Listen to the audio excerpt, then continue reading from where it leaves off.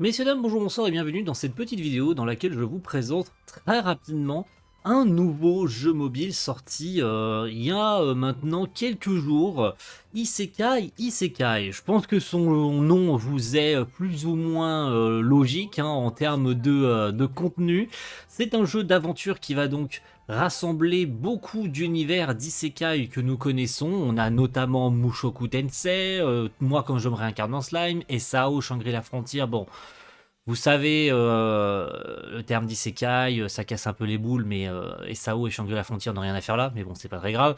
Comme Fire Cooking in Another World, I was reincarnated as the Seventh Prince to I take it my time, perfecting my magical ability.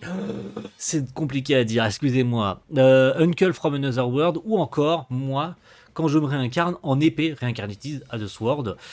Donc, on joue un personnage, semblerait-il en tout cas, nouveau en fait qui arrive dans un monde. On rencontre une déesse et une espèce de chien, de loup, ou peu importe ce que tu veux, et donc on revit les aventures des isekai que nous connaissons. Alors ça, c'est pas très long, certaines histoires, genre notamment dans ce gameplay vous verrez une mission de l'histoire de Mushoku Tensei. Ces missions d'ailleurs vont se débloquer, enfin ces nouvelles histoires des isekai vont se débloquer au fur et à mesure du temps, donc vous pouvez avancer lentement, c'est pas si grave, ou bien vous pouvez attendre genre 2 mois et puis toutes les histoires seront débloquées d'un seul coup. Sachant qu'évidemment le jeu n'est disponible qu'au Japon pour le moment, développé par Colople, c'est par ça que j'aurais dû commencer d'ailleurs.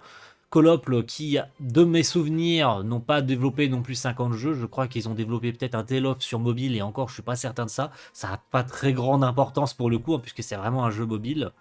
Mais c'est pas si mal. Voilà, on a les trucs classiques d'invocation, ça reste un gacha, donc on invoque.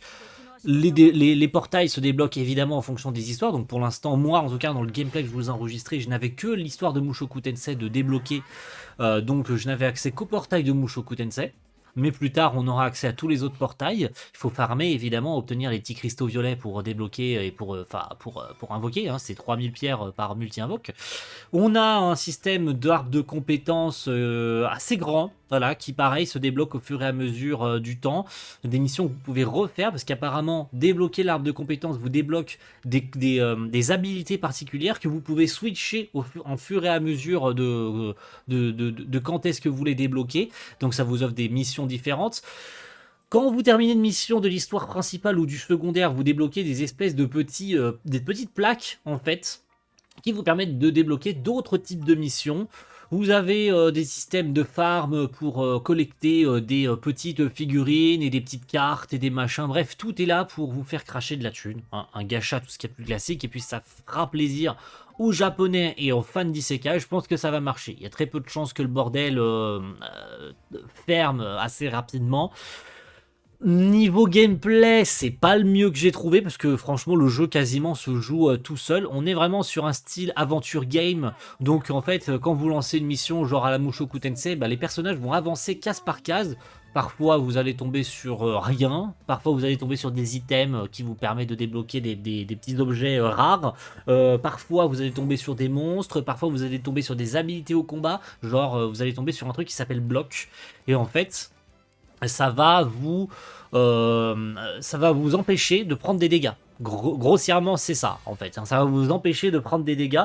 Si vous en débloquez qu'un seul et qu'en fait la case événement vous dit vous allez prendre 3 de dégâts, sur 4 personnages, sur les 4 persos, vous allez peut-être... Il y en a qu'un seul qui pourra se débloquer. Avec un peu de bol, vous aurez des bonus supplémentaires, machin truc. Et puis de temps à autre, vous tombez évidemment sur des monstres, donc sur des combats. Le système de combat, j'en parlais à l'instant, c'est pas le meilleur, franchement, c'est pas terrible. Moi, je trouve qu'il y a bien mieux à faire en termes de système de combat.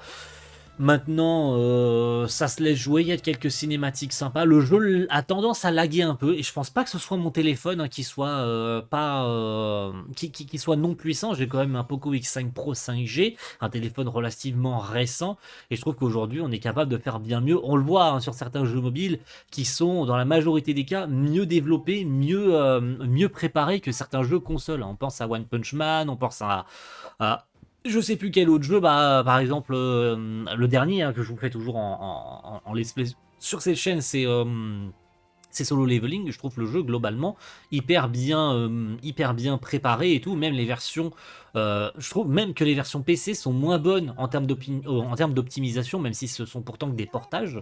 Va savoir si Isekai Isekai aura un portage et s'il aura aussi une version internationale. Si ça vient à marcher au Japon, peut-être qu'avec un peu de bol, on aura une version globale ou au moins ne serait-ce qu'une version traduite en anglais.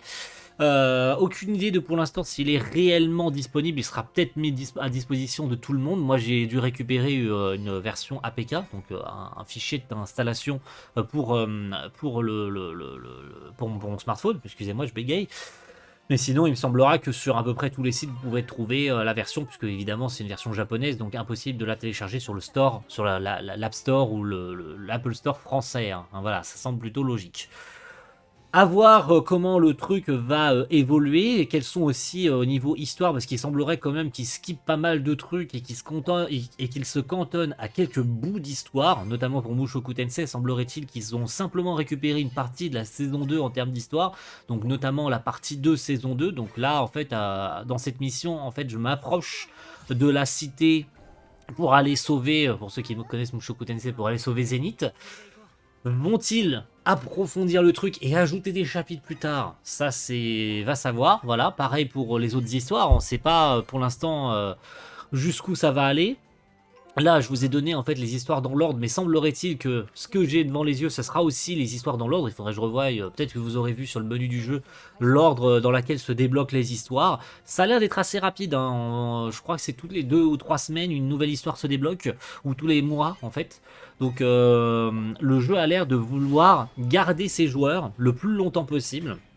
Les faire rester sur le jeu en ne débloquant pas toutes les histoires tout de suite. S'ils avaient rendu disponibles toutes les histoires tout de suite, je pense que les joueurs auraient tout fait, puis après ils auraient plus eu rien à faire. Alors vous allez me dire, oui mais entre deux histoires, qu'est-ce qui donne envie aux joueurs de rester? Bah ça c'est une bonne question. Voilà, j'avoue que c'est une bonne question, parce que c'est la répartie qu'on pourrait me donner en mode, oui mais entre deux histoires, s'ils mettent pas de contenu, bah une fois qu'ils ont fini l'histoire de Mushoku, l'histoire de moi quand je jouais un Card Slime, qu'est-ce qu'ils font à côté les joueurs? Alors ils pourraient faire un petit peu de collection de figurines et tout, parce qu'il y a une espèce de dédale sur lequel on peut mettre des figurines des personnages, des machins. Je suis d'accord, c'est vrai qu'il faudrait qu'ils ajoutent quelques petites quêtes secondaires à débloquer. Il y en a, hein, il y en a évidemment, mais je sais pas. Je sais pas comment ils vont débloquer le truc. En tout cas, c'est dispo. On verra si ça va se développer plus tard, ou si le truc est un beat général et si les japonais se lassent vite. En tout cas, moi je trouve ça plutôt sympa. Maintenant, le problème, c'est qu'évidemment, c'est en japonais, donc on comprend pas tout. Mais moi, j'ai trouvé ça plutôt pas mal. Après, à vous de me dire si vous l'avez testé, si vous attendez peut-être une version internationale pour l'essayer. Bah peut-être que ça arrivera un de ces quatre, et si c'est pas le cas, bah peut-être va falloir peut-être vous plancher à apprendre le japonais. Non, je rigole évidemment. Vous avez peut-être pas besoin, parce que si vous connaissez les histoires des isekai en question, vous aurez peut-être pas besoin d'apprendre le japonais. Ça a pas vraiment d'importance, hein, n'est-ce pas? Je joue à Dokkan Battle en version japonaise et je parle pas japonais. T'as compris ou pas? Allez, merci à tous et rendez-vous très vite pour un prochain test de jeu. Aucune idée de ce que ce sera cette année. J'ai aucune idée de s'il y aura un autre test de jeu cette année ou pas. Bon, on est qu'au mois de février, mais j'ai aucune idée de ce que l'avenir nous réserve. Il y aura Eden Zero, et ça sera plus en let's play. Mais bon, je vous donne rendez-vous pour une future vidéo à l'avenir. Je connais pas l'avenir, malheureusement, j'ai pas encore de vin. A plus tout le monde, ciao, bye.